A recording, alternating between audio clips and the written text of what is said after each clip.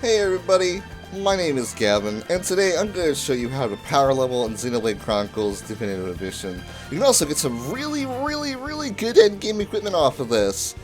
I just want to throw some caveats into this before I do anything. First off, there might be some spoilers in this video, so a little bit of warning. If you do this trick, you are going to see some spoilers because unless you don't open the chest that the enemy drops, this guy that we're gonna kill today, this Gluttony Gogol, it's gonna drop some equipment for a character you're not supposed to know about until almost halfway through the game, and they're a big spoiler. So just a warning. Also, this method to power level, it will not give you that much EXP at first. It's due to how Xenoblade calculates its experience point gain. Basically, just have it in a nutshell, because I don't fully understand it myself. The farther of a level you are away from the enemy, the less EXP you will gain. That's same for vice versa. Like if our levels were higher than the enemy's level, you would gain a lot less EXP. So it's kind of weird. You'll basically hit a point where you'll hit a certain level where you'll just gain like level after level. So once you hit that sweet spot, you'll gain a lot. But as of right now, like I'm level 30 doing this, or at least around the early 30s. When I hit, like, I want to say mid-40s is about when you gain a lot of EXP off of this. So when you're doing this right now and you're not gaining, like, a crazy amount of EXP, that might be why. I usually don't do this method to grind until a little bit later. So, but I figured I might as well show it now because you can get endgame equipment off of this. Before I also do this, one more thing. If you want to, like, grind off of this, but you're really afraid of this guy dropping spoiler equipment, the best time to do that then would be after the first visit to Prison Island. After that, there should be no spoilers, so just take that in mind. Well, at that point, there kind of would be spoilers, but it's pretty obvious at that point, like, who would be the last party member you get. Anyways, you can do this trick immediately as soon as you get Melia.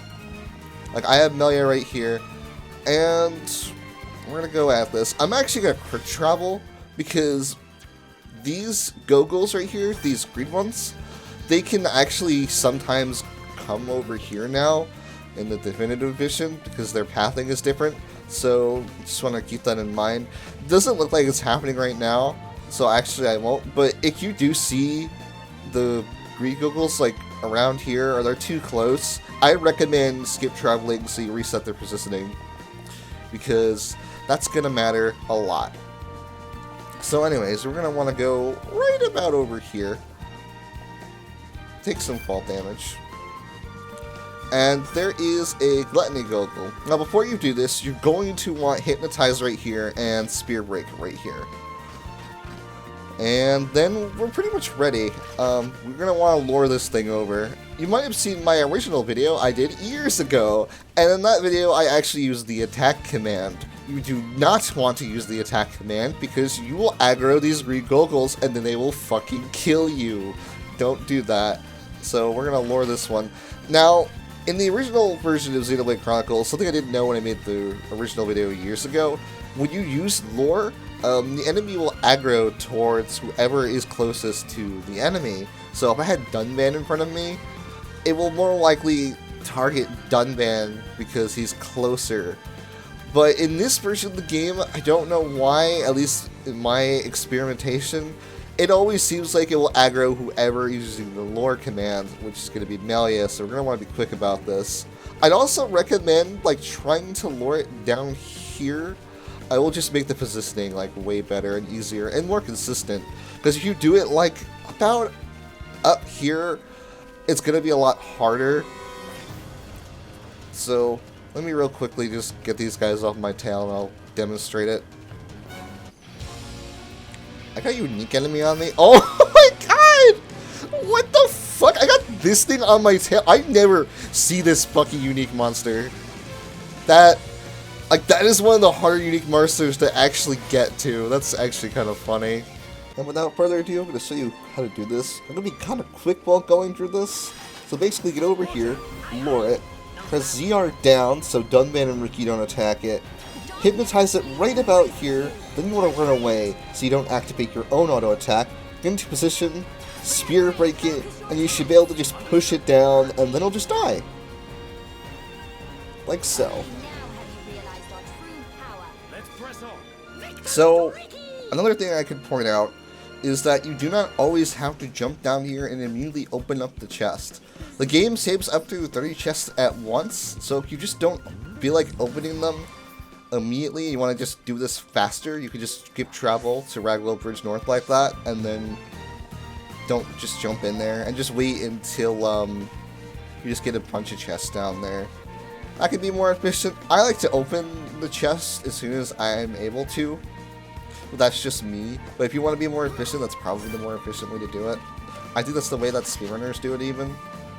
And that, my friends, is how you can actually power level in Xenoblade Chronicles Definitive Edition.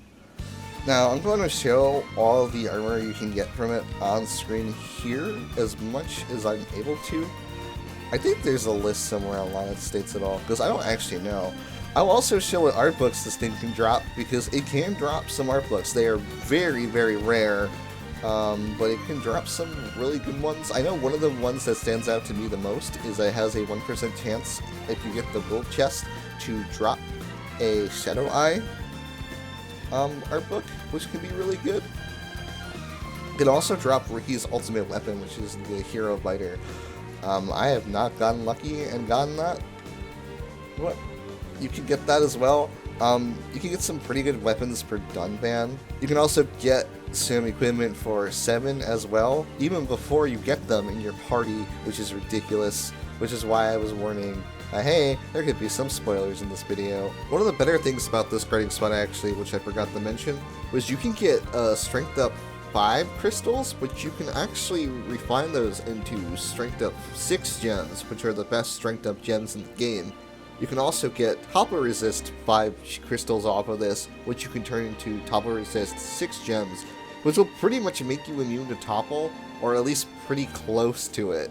So that's also really good. You might want to look out for that as well when you're grinding in this spot here.